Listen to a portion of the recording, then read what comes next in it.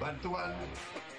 Fans dari Pak Prabowo dari sejak 2014, dan saya melihat Pak Prabowo ini adalah tokoh yang sangat punya api yang membara, dan itu yang sangat dibutuhkan oleh anak-anak muda. Dan saya melihat tokoh Pak Prabowo ini adalah tokoh yang paling ikhlas kepada rakyat. Saat memperkenalkan anak musisi Ahmad Dhani, Al dan El, serta mantan Ketua PSSI Muhammad Irawan. Sebagai kader baru Gerindra, Ketua Umum Partai Gerindra Prabowo Subianto menyindir mantan kader Gerindra Sandiaga Uno yang disebut-sebut akan merapat ke Partai Persatuan Pembangunan. Bapak Muhammad Irawan sebagai Wakil Ketua Dewan Pembina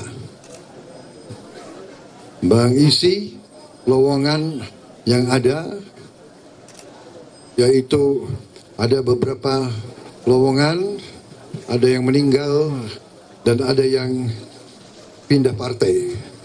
Mungkin saudara paham yang barusan pindah partai.